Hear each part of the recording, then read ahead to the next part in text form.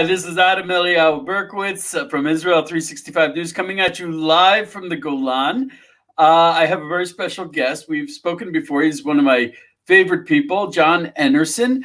And I very rarely do this. Usually I think that saying that I really like a person and I think he's awesome is enough reason to give him creds to be on the show. But we're discussing a really rough subject today, something that a lot of people are going to really feel strongly about. So I want to give a little bit of background of who John Enarson is.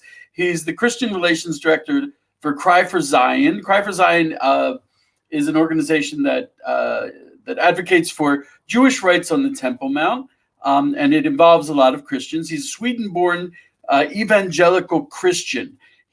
Are you learning at the Scandinavian School of Theology, the Department of Theology, or are you finished your learning there?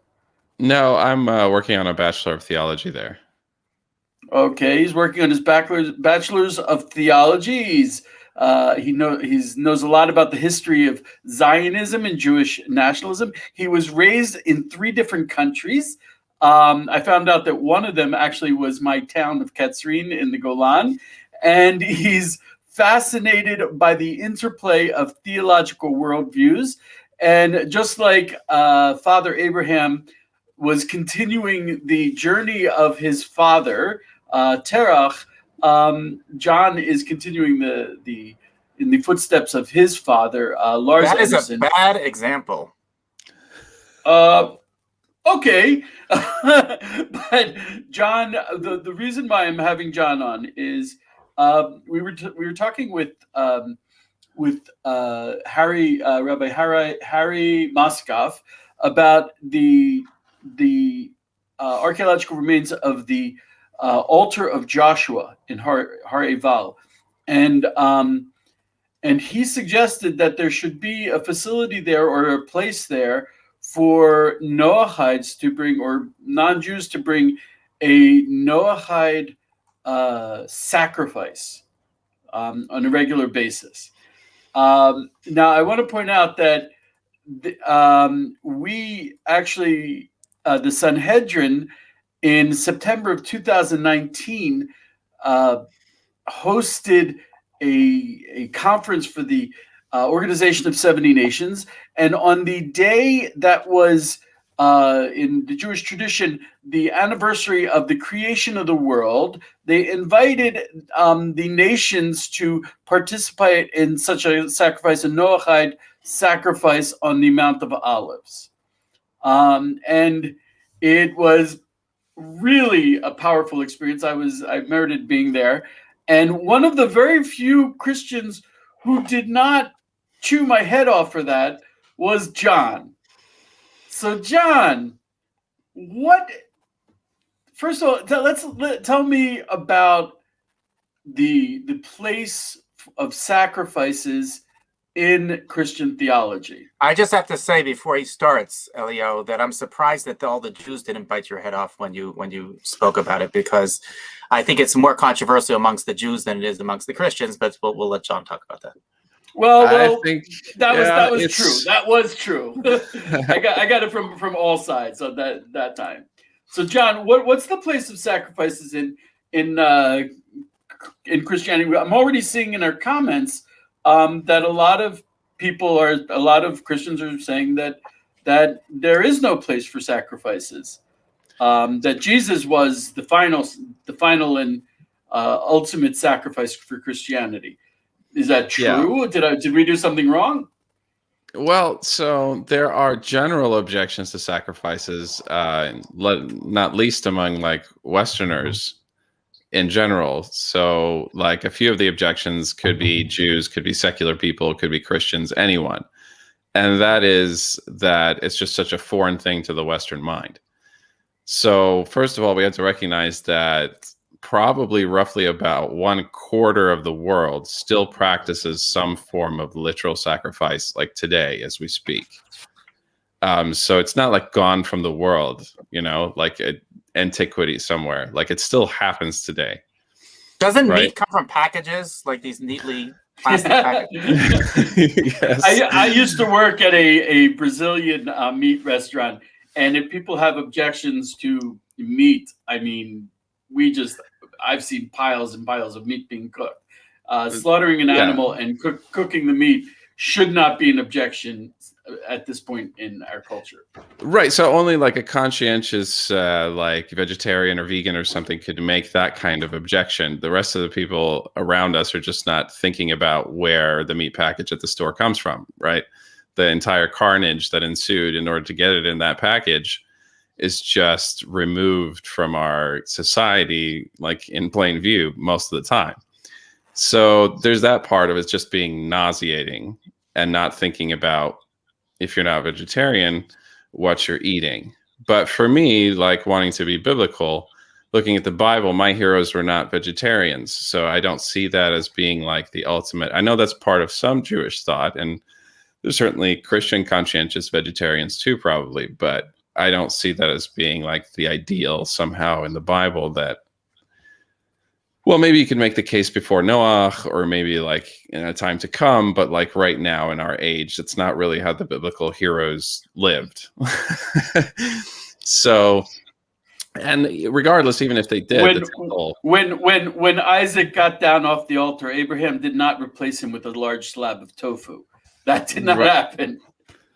And it didn't go too well for Cain either compared to Hevel. There you go. It might have been more a heart issue there, but. So there's that. But I mean, we've so like sanitized the whole picture of God. So the thought that he had at some point asked for sacrifices, and he starts describing how the priests are going to, clean the kidneys or whatever. Most people just end up being nauseated rather than blessed, as one Bible teacher put it.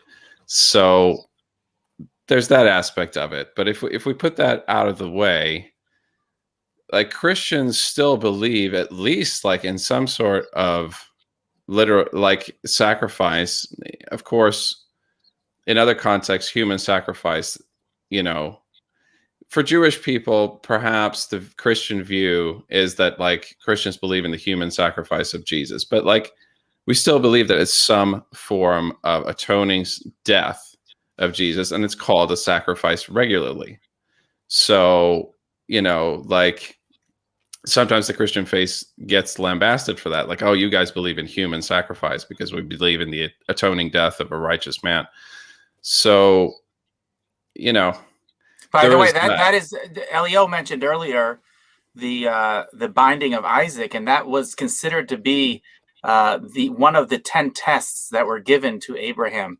And the reason that was such a difficult test for him, besides the fact that he was asked to slaughter his only son, is the fact that he was fighting his entire life against the concept of human sacrifice. Human sacrifice was something which was normal at the time.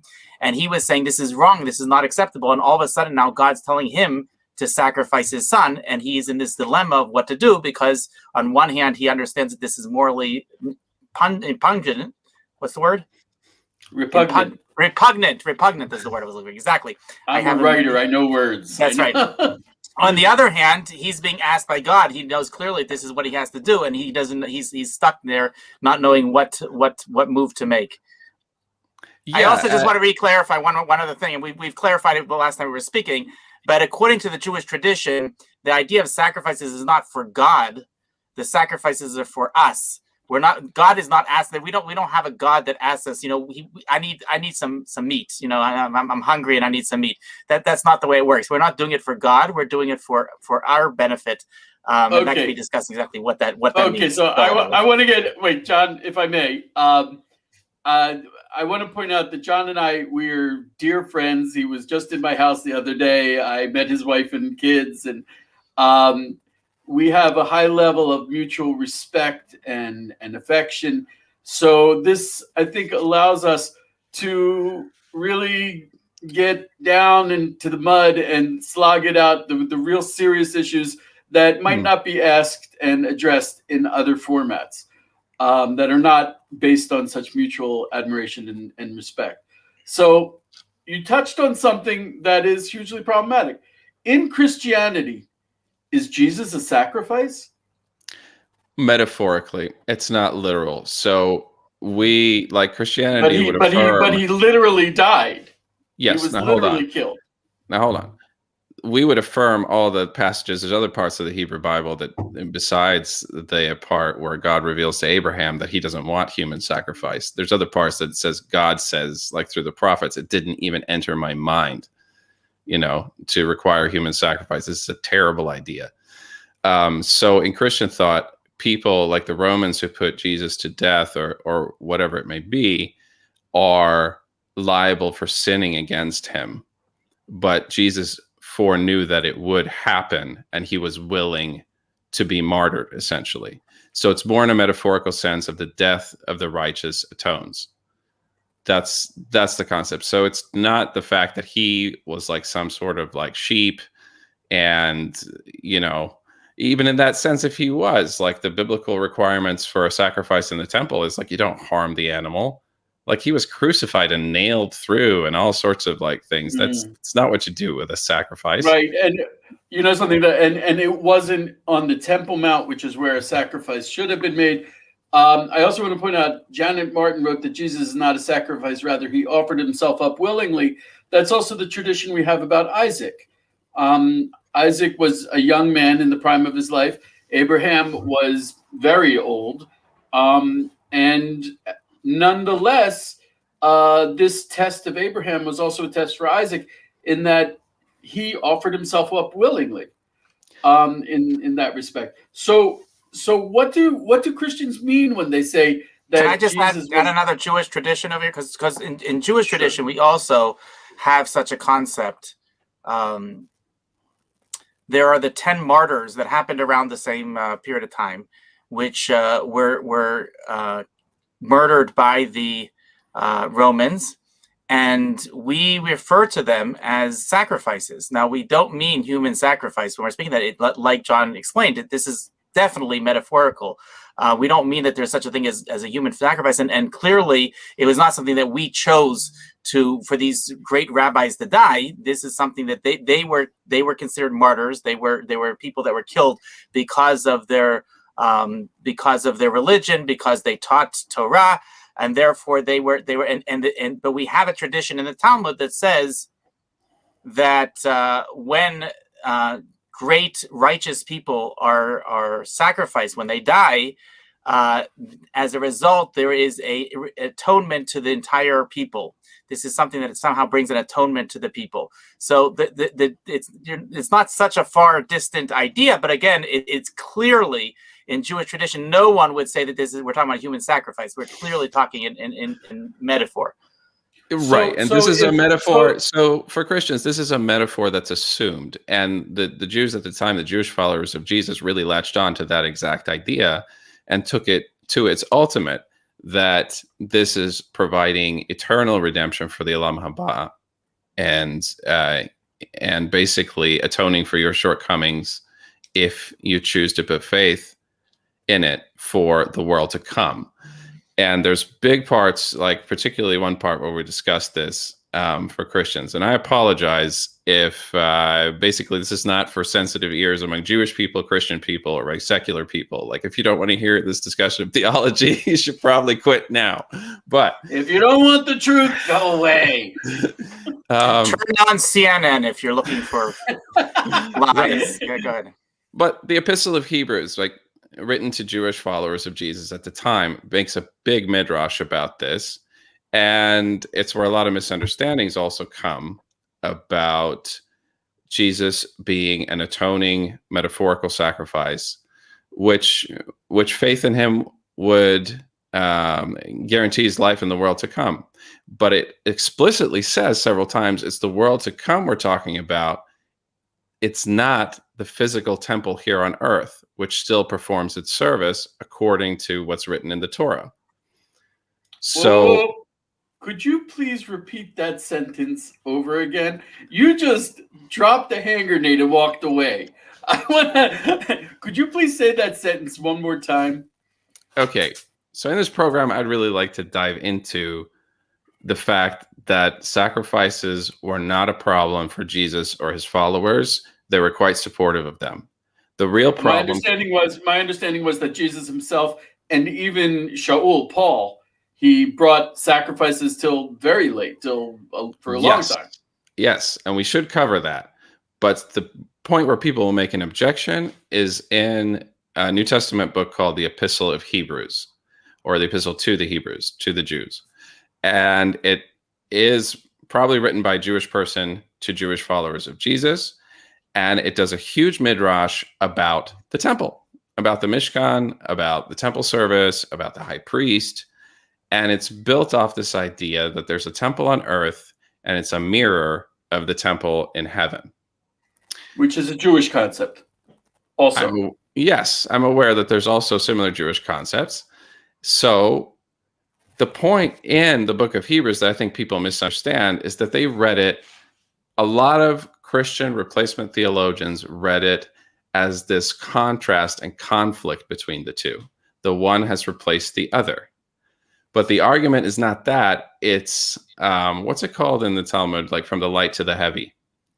Kal From the v'chomer. Kal v'chomer, yeah. I think the whole book is a Kal v'chomer. For example, it says, look, if you sprinkle with the water with the ashes of the red heifer, it cleanses from tuma, right? From Levitical uncleanness for the temple. Like from if you've been defiled by touching a corpse or something like that, and you want to go to the holy temple. So he's saying, look, if this is effective for that, how much more so is the metaphorical sprinkling of the blood of Jesus guaranteeing eternal redemption in the world to come? So he's saying, look, these are not in conflict, but they're illustrating each other. Like if this is true, if the temple on earth works, how much more is this true of the picture I'm painting about the world to come and the heavenly temple, etc.? I have to take this back a step because, and I apologize again because I am not familiar with Christian theology at all. Sure. But I would like to ask a question in a broader sense, because there are many things in the Bible, put aside again the sacrifice in the temple for a second, many things that are written in our Hebrew scriptures, commandments. It's full of commandments. And some of them it seems that the Christian world has adopted, and other ones they have not. How do they choose what to adopt and what not to adopt? Which ones? How do we know which ones still apply and which ones don't? Where's that fine line? So Christianity has throughout the ages had many explanations for this. For me, the true historical truth of it is that Jesus' disciples made a difference between Jews and Gentiles and said Jews are responsible for all of it, but Gentiles should become God-fearers and followers of the Messiah, but they don't have the same requirements of the same mitzvot, of the same commandments in the Torah. The Christian church later took that and made all sorts of explanations as anti-Semitism crept in and said, the reason we don't do these commandments is because God is done with the Jewish people. We're done with all of that. It's canceled. We have new rules. It's mostly a lot of times based on kind of just a love concept, the golden rule type of thing. The way later theologians have tried to explain that is they divide the Torah into three categories, into moral, civil, and ceremonial. So moral ones are eternal, will always apply. So it's an arbitrary category that doesn't exist in the Torah, but this is how they tried to explain it. Moral ones, the ones we like, and the ones that seem to be just moral, we're going to obey those. The civil ones, like set up courts and stoning your children, all of that, we might take it as suggestions for setting up Christian nations, but it's not binding. Ceremonial ones, such as the entire temple system, Shabbat, all of that, it's over, it's done, it was a picture, it's been replaced. That's the classic explanation. Kashrut, for example, whether the Okay, kosher wait, Josh, laws. Josh, I will never ever do this, but You're doing it. I want to redirect this to what the original subject was supposed to be. We're switching jobs here. You're right. I want to stay on the subject of Christians and sacrifices and the temple. And if I understood you correctly, John, Jesus was a metaphorical sin offering? Yes, and the New Testament makes this explicit, like, but it's a metaphor that's understood. So he would say, like, for Messiah, our Passover lamb has been sacrificed. Like, he has died for us, an atoning death. Like, he died so that we don't have to die an eternal death and not inherit the Olam Haba, the world to come. I should point out that we're coming up on Passover very soon. And I've written a couple of articles, and I spoke to a lot of Christians about their observance of the Seder evening, the Seder service, and Passover. And that is the hugest sticking point, something that's, which is when they talk about the Passover offering being Jesus being the Paschal Lamb. The problem I have with that is the Paschal Lamb is not a sin offering. So, but I want to get back to a point that you mentioned before. So you're saying that we have a concept of a metaphorical temple, metaphorical offerings, and then we have the actual physical manifestation, and they are connected. Yes. And one does not cancel out the other. Correct. In my view, and a post-supersessionist view, in other words, in a view that's rejected replacement theology, it's not about one canceling out the other. They're in divine harmony, illustrating each other. They're not in conflict. You're saying this is one of the results of replacement theology. And I as a Jew who has learned Bible with Christians, there's a lot of amazing things Christians do. But one of the things that replacement theology has done is it's forced them to turn the entire Bible into a parable. And here we have it more specifically, our subject of the sacrifices. You're saying that their Christian theology does not obviate, does not cancel out the need for an actual temple. Is this true for Christians or just Jews? By the way, I agree with Eliyahu Zerubbabel's comment that he says Gentiles at no time whatsoever will be required to offer animal sacrifices for sins. The 70 bulls of Sukkot were offered for the 70 nations, and Gentiles did not participate in the slaughter, only Kohanim. That is clear. They are able to bring sacrifices, and it's not necessary for them to bring sacrifices in the That's a subject subject I'd like to deal with tomorrow. I'd like to see if I can get an expert, or at least do some research and find out which sacrifices that the nations will be either required or permitted to bring in the third temple. But right now we're working out how Christians feel about it. And it's connected to what Josh was bringing up, is like, how does really replacement theology work? And I would say that the temple service is the last stronghold of replacement theology in Christianity.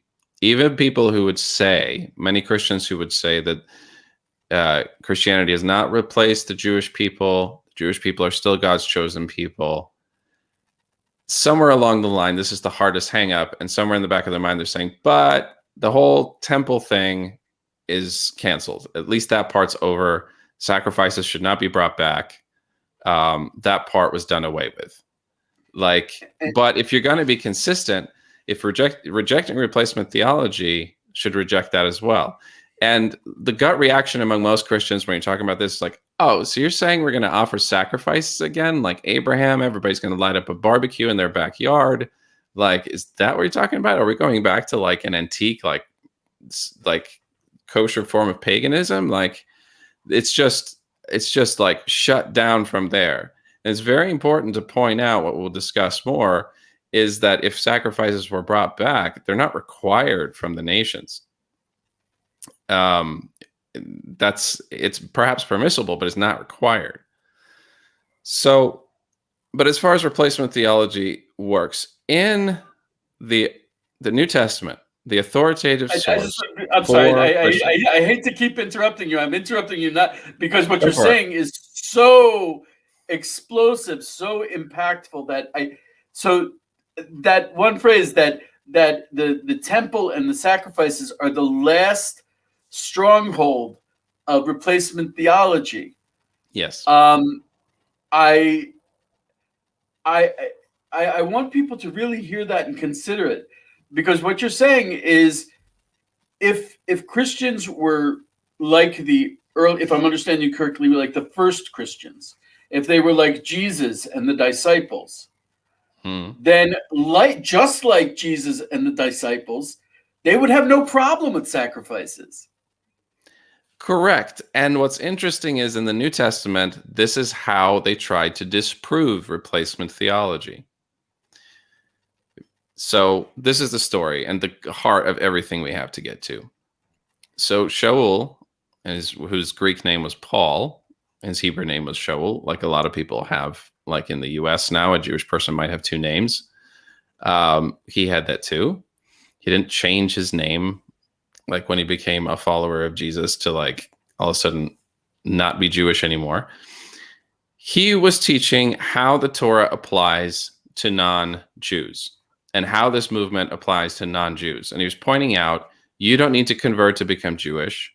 You should follow the commandments that apply to you. Not everyone should convert and become a Jew. And he would teach this throughout the Roman Empire.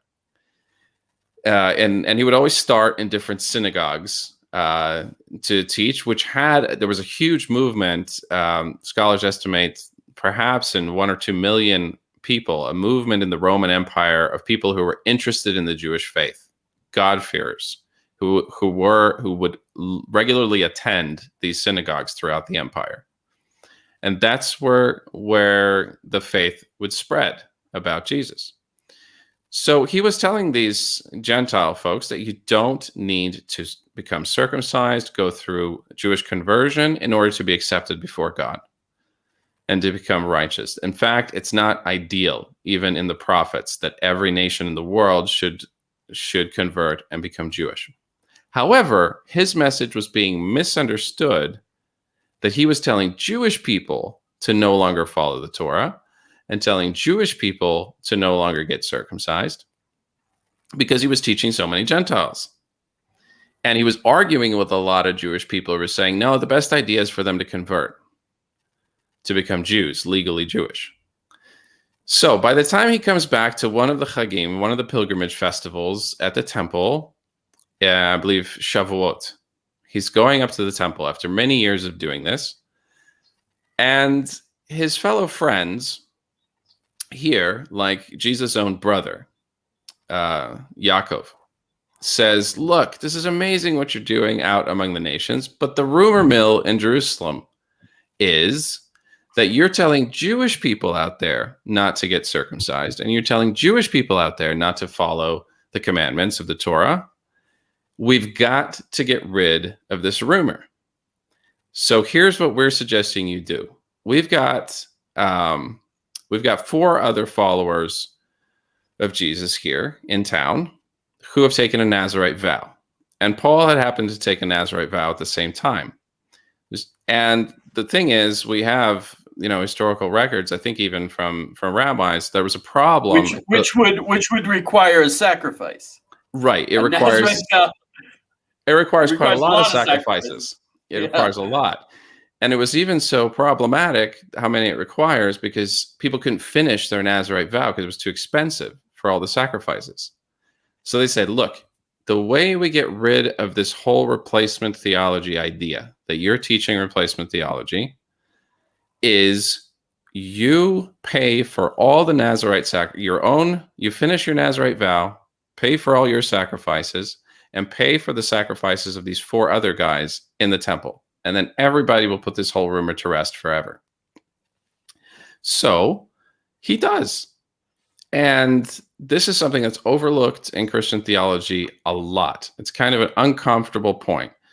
In the book of Acts, chapter 21, this is where the story takes place. The uncomfortable point of how a crisis in early Christianity was solved by temple sacrifices.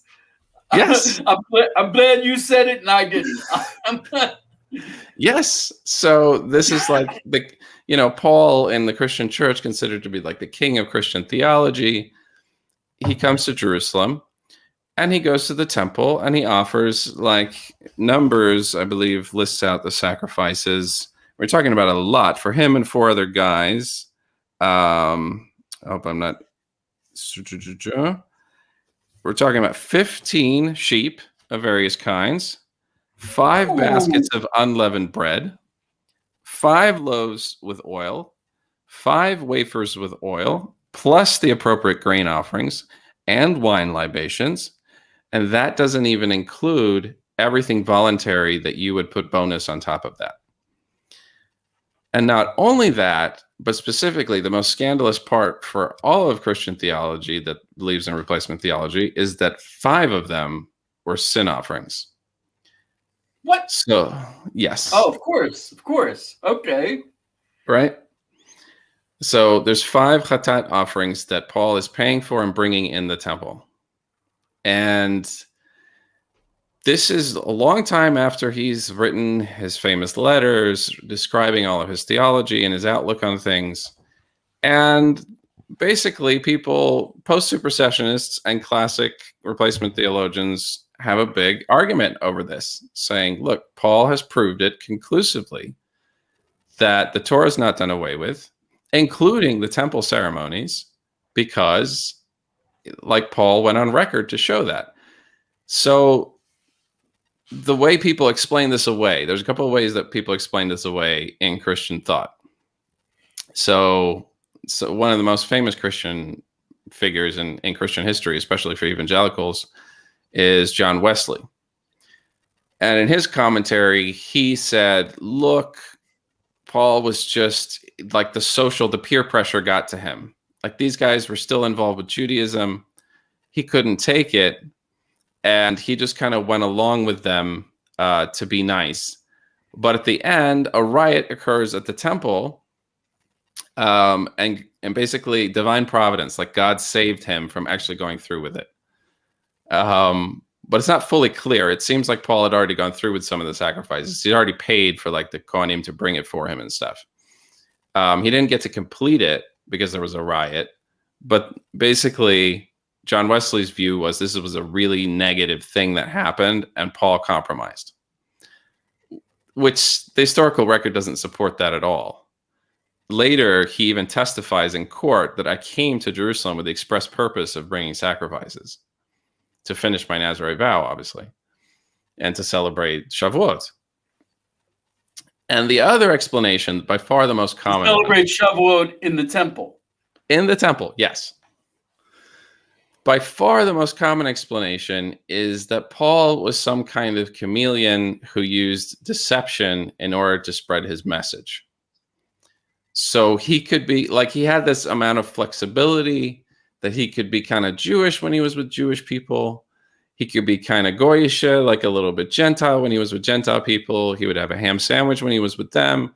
He would act all like very frum when he was with Jewish people, also that everybody would have the most acceptable picture of his message about Jesus. And it's called being a Jew to the Jews and being a Greek to the Greeks, because Paul talks about that sometimes. Now, that's in my mind, that's an impossible view. First of all, because the book of Acts makes it explicit that Paul is saying, like, I'm not going to compromise one bit. I'm going to Jerusalem to bring sacrifices. He testifies later. And secondly, Christians often don't think about how hypocritical or deceptive that is. And Paul himself says in one of his epistles, I do not use deception in preaching the gospel. I don't use deception. So it makes no sense, but that's what replacement theologians would say. He was just making cultural accommodation. He was being Jewish when he was with Jewish people. Second reason it doesn't work is because most of the places Paul was with was a whole mix of Jews and Greeks. In fact, some of his famous congregations that he had was meeting like in a synagogue leader's house. So how is he supposed to be having like a ham sandwich with one guy's and then at the same time pretending to be all like kosher with Jewish people? Like, it's just not even historically reasonable that it wouldn't have blown up in his face immediately. So I have to say that today, this wouldn't be a problem because the Supreme Court of Israel would recognize their conversions regardless of where they're coming from.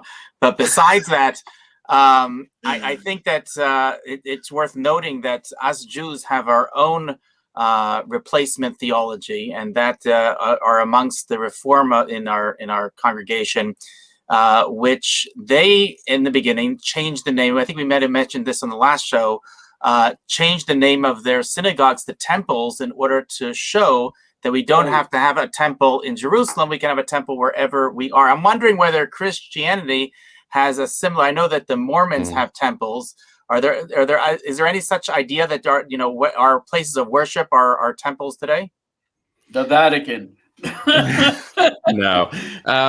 Okay. So yes, there is an objection. That's another Christian objection. That's very common, which is we are the temple of God's holy presence. And so therefore it's again this idea like taking a metaphor and then making it a replacement of the literal.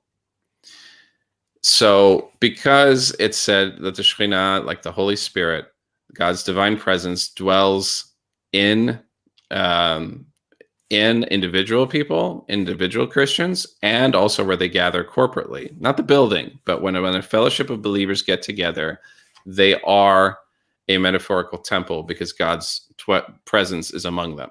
That's written in the New Testament. But then Christians say and take it in a replacement theologian, a supersessionist way, and they say, we are the temple of the Holy Spirit. We no longer need the temple. By the way, we have that in Judaism also. You're not so unique in this way. We have plenty of Jews that say that it's actually written in Hebrew scripture. It says, "Vasuli mikdash," make for me a temple, "V'shochanti betocham," and I will dwell within them. And unfortunately, there are many Jews that say that they put the emphasis on the second part, that it's with amongst us today, and we don't need to have the first part, which is to build a temple. So you're not unique in that manner. And I would say it's not either or, it's how much more. Like the temple teaches us about this and is a reality in the temple, and it also illustrates a lot for us as people and our relationship with God. But it doesn't cancel out the original, concrete, literal thing that God gave and explicitly commanded in order to teach us about these deeper truths. It's interesting when you were describing that that dilemma with with Paul. I was thinking, he was doing what we call kiruv, or what you call evangelizing. So it's like he was.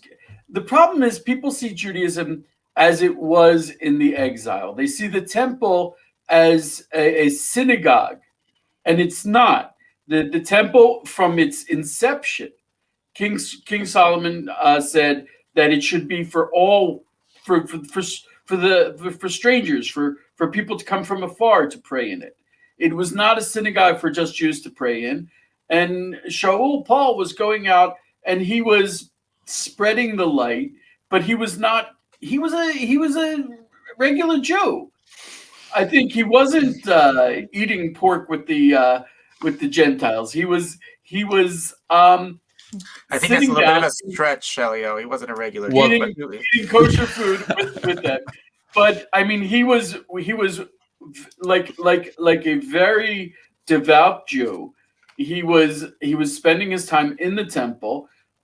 He was a kosher Jew in every way, and he was spreading his Torah out into the world to Gentiles, which might have actually been a thing for kosher Jews in the time of the temple.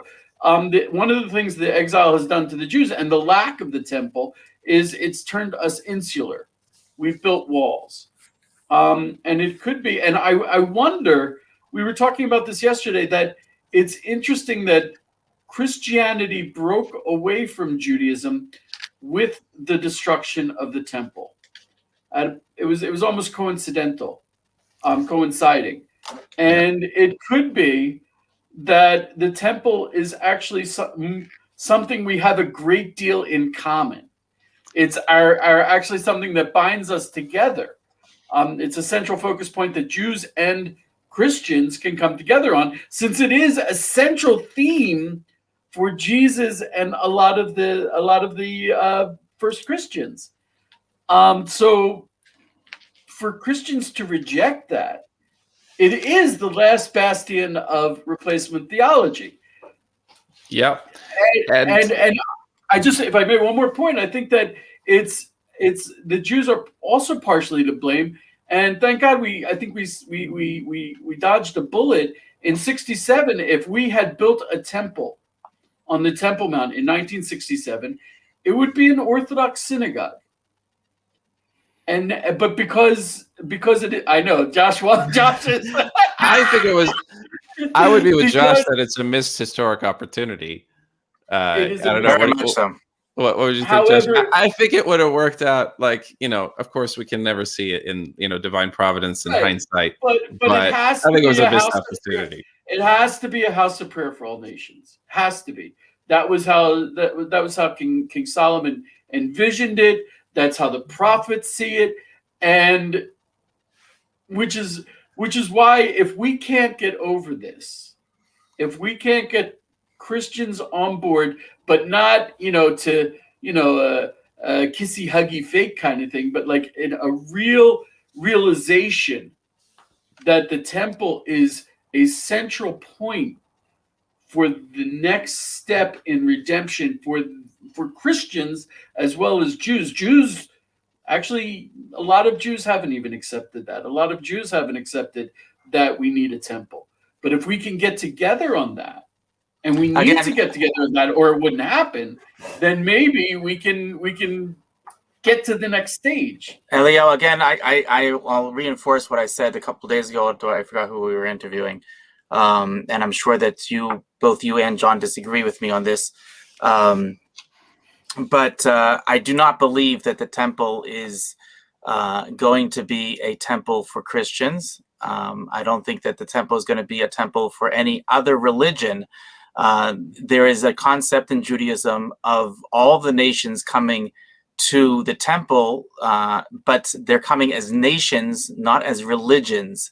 If you're going to have other religions, Buddhists, Hindus, Christians, Muslims coming as their own religions, that is not going to be accepted in the temple. The temple is a place where everybody accepts the one God, the God of Abraham, Isaac, and Jacob.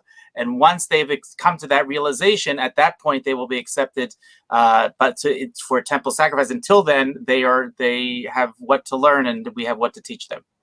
So I am a little bit closer to you, Josh, in that point, is that I'm not fully on board with the idea of for all nations, meaning Hinduism, Buddhism, kind of interfaith, some idea.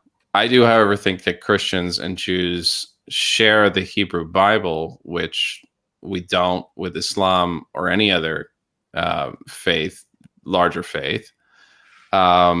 Whether that's going to be acceptable for us to enter the court of the nations, I kind of prefigure it as if it were to happen concretely in our time. Perhaps it would be like the Western Wall, where a lot of Christians come to respectfully pray. Even world dignitaries do come, whether they are even atheist, to visit and to reflect. In the court of the nations, I don't believe that Christians have the right to go beyond the court of the nations into the court of Israel, the women's court, or so on, or beyond the Soreg in this age. But yeah, I'm not exactly an interfaith, lovey-dovey kind of one world peace, John Lennon kind of vision. But yes, I don't know what it will, but even if it were the case that Christians were not allowed in the temple, let's say that's the case, and the rabbinate in such a hypothetical future. To clarify, I was not talking where they're allowed and where they're not allowed to go. I was speaking about the idea of the acceptance of their sacrifices, that they're going to be bringing or paying for sacrifices, and we are going to be offering them on their behalf. We are going to be offering on the behalf of the nations, not of other religions. There's a very big difference between the two of those. So we're going to talk about that next show. How do you explain that is what was happening in the second temple and the first temple? That's the crux of part of the next show. Right. But These are all so- teasers for the next show. We're however- only starting to get dicey here. But- We're going to be out on the edge. But okay, so let's say you're right, and this becomes an exclusively Jewish affair, and you don't consider it to be fulfilling Isaiah's all. prophecy. Not at all. You know. Whoa. I am all into Isaiah. Believe me, Isaiah is my man. Right, but like until But again, until Christians he says abandon nations. Christianity, He doesn't say other religions. He says specifically, "Ki beiti beit tefillah yikarei lechol ha'amim." Amim are nations. Nations doesn't mean that they're going to be worshiping other gods. It means amen. it means that they are going to be in line with the idea that there is one God, that is the God of Abraham, Isaac, and Jacob, and then we will bring sacrifices on their behalf. If people come like you just described as interfaith, they're coming because they believe whatever they believe, and they're coming as their own religions, that's where I have an issue. Okay, so I'll take that on, even though it's from the next show. I would say that historically, the Jewish people haven't done it that way. Like King Cyrus wanted sacrifices brought for him and the royal household, and they were brought, and they were even brought in the Second Temple for the Roman Caesars, if I understand the history right. And it was, everybody understood that he was still a pagan, worshiping other gods. So I don't think Straight up pagan. Right. So I don't think that even sacrifices brought on behalf of such individuals, we'd have to ask an expert that they may even still be brought, even though I don't think it's a good thing. And I think Isaiah is talking about rejecting idolatry in all nations, serving the God of Israel. We just have obviously theological differences on what exactly that means. Save it for next show. I want to point out when that in this vein, the Rambam, Maimonides, actually said that since Islam was not idolatry, very clearly not, even though it's not Judaism, that it's preferable that the Muslims were on the Temple Mount rather than the Byzantines. Because I don't know where he says that. Can you show me the source for that? I'll have to find that. I think Rabbi Winston told me that once. You might want to ask him next time. He does speak about Islam not being an idolatry, and therefore you can figure out from that it would be better that they would be there if they're not idolatrous. Right. But I don't think he says that what you just said. But, and it's interesting that Islam views. There's a question about whether Islam views Catholicism as idolatry.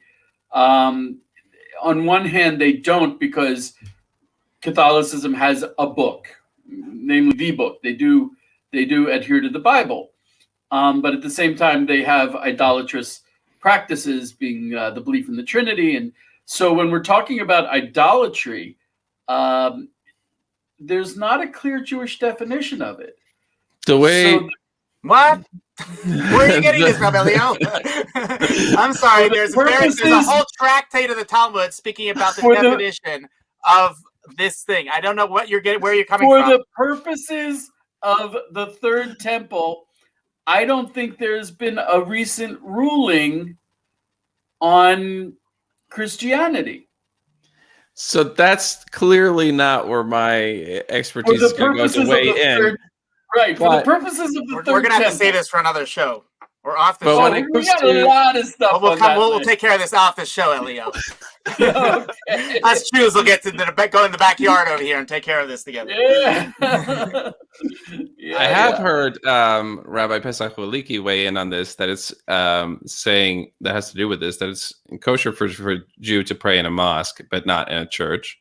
However, that Rambam also points out that, however, it's kosher to teach Torah to a Christian because they share the Bible, but not so with a Muslim because they don't have the Bible, the same scriptures in common.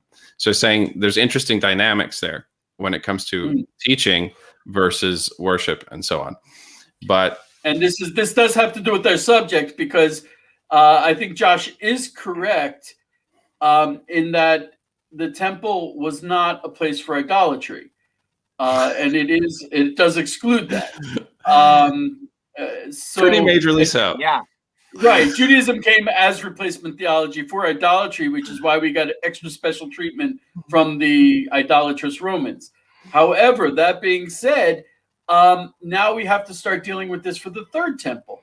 Can a person who practices idolatry back in, let's say, India, where they have straight up idol worship in the most blatant form possible, can that person then take a vacation from his idolatry and on Sukkot come to Israel and offer up a sacrifice? The answer is no. I'm not so sure about that. Thank you for the question. The answer is no. It seems to have happened. And if that's the case, why certainly my dear friends from Texas who bring a longhorn from Texas for the temple on the plane, I don't know how they would get it in their luggage. Can that longhorn be offered up from my dear friend from Texas? Can it be offered up in the third temple? Should it be? Would he want to do that? Would his Christian ideology lead him to do that? I honestly don't know, but if we're talking about support for the Jewish temple from Christians, regardless of whether it's accepted by Jewish people or not, I would argue for the fact, for every Christian listening, the most important thing is this. There's no conflict in the New Testament between the gospel and the atoning death of Jesus and the temple sacrificial system. There isn't. If you make it a conflict, you're making a conflict in the whole Bible, and you're messing up your entire internal theology.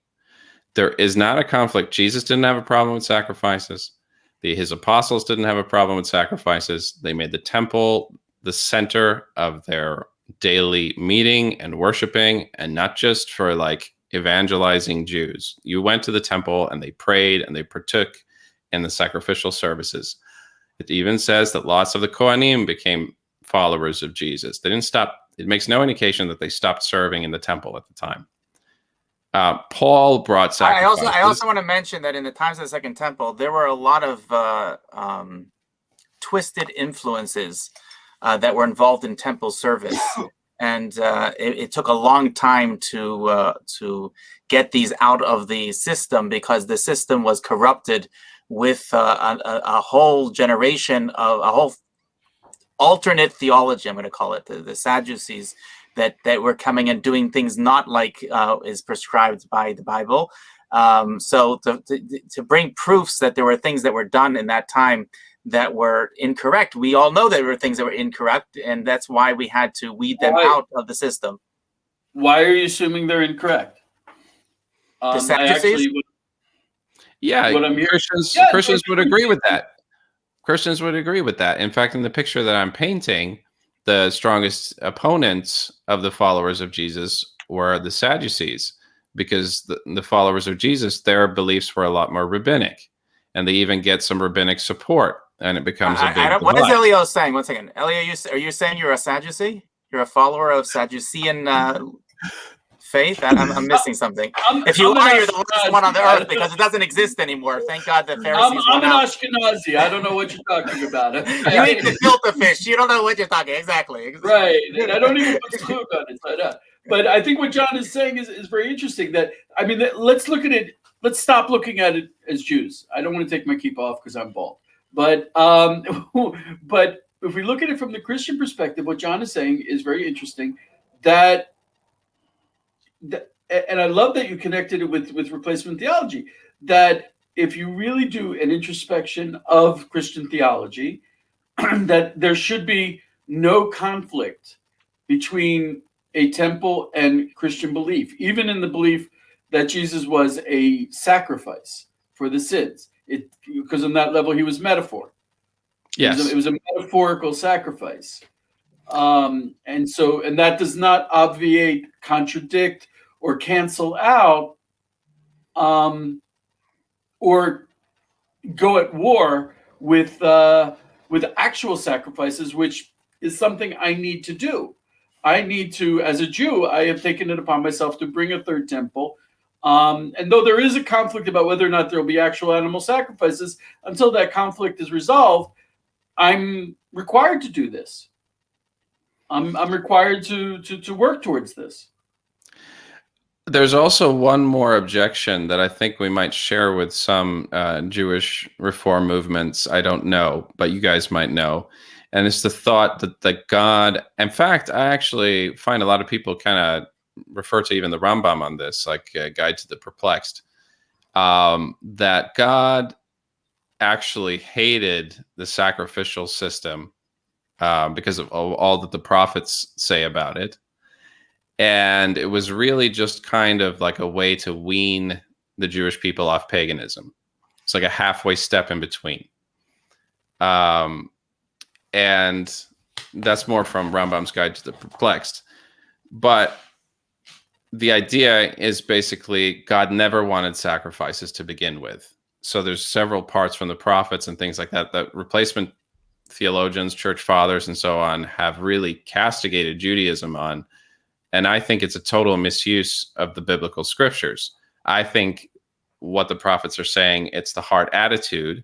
If you are living very sinfully and then thinking that the sacrifices will be good for you or that they have some sort of worth in God's eyes. In other words, it's about the heart of the worshiper, not that God was against the sacrifices themselves. But there's so many passages in the Hebrew Bible about it that's a big objection that a lot of Christians have.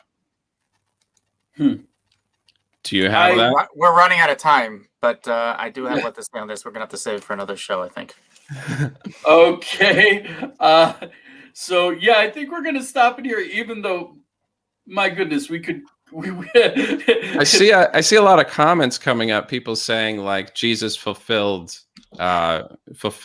everything in the Hebrew Bible about the temple system, or he was a fulfillment of it. I'm a Christian. I would agree with that, but I would say he doesn't replace it. He doesn't get rid of it. And I would challenge you to read your Bible, whether that's true or not. Fulfillment, fine. Replacement, or fulfillment meaning that it is now done away with, doesn't appear in the Bible. Wow. Yeah, Josh, I was actually going to ask you to respond to that, but yeah, you're right. That would be another 2-hour discussion. Opening up a Pandora's box over here, so we're gonna. Oh my gosh, you'd be opening up a couple of them. So John is coming back tomorrow to continue this, take it to the next level. Hopefully, we'll be. I mean, there's a lot to talk about. Hopefully, we'll be talking about what this means practically, so far as when the third temple is built next week, since it descends and has a gold floor. When the temple comes next week, what will the practical implications be for Christians? Do they bring temple sacrifices? Do they not bring sacrifices? Can we accept the sacrifices? Which sacrifices? These are big questions. Next week, do you know something we don't? Tomorrow. I'm assuming it's today still. I don't know why you're waiting. Read my articles tomorrow. Okay. You never know. The scoop of the century. I never know what prophecies I'm going to see in the headlines when I wake up in the morning. We're going to have John back here tomorrow to discuss this. I think as you opened up Pesach Waliki, I'd like to reach out to him and see if maybe he has what to say from the Jewish perspective. And on Thursday, we're going to be speaking with, oh gosh, I forgot his name. Just a moment. With Cameron Morris from Hayovel about replacement theology. Because as we're seeing here with John, it's very easy to say I reject replacement theology, but it really is so insidious, so built into the kishkas of the church. That's intestines for those non-Ashkenazim over here. So it goes very, very deep. And as an outsider, I have frequently encountered that replacement theology is, first of all, it's the basis of anti-Semitism and Jew hatred. But in addition, it's also horribly destructive to the Christian beliefs, the faiths, and how they learn the Bible and all that. So I'd like to bring Cameron on Thursday to discuss it. And maybe I'll also ask him about replacement theology at the Third Temple. But in any case, yeah, you're very welcome, Eva. This has been really out there, really intense. This is transformative stuff. This is the stuff that has to be discussed before the final redemption shows up for all of us. And there are a lot of questions that just never got asked until now. This is what we're doing. So thank you all for joining us. If you bless us, we have to bless you back, because that's the way it works. That's the way it's written. And join us tomorrow for the rest of this amazing subject. Thanks so much, and have a great day.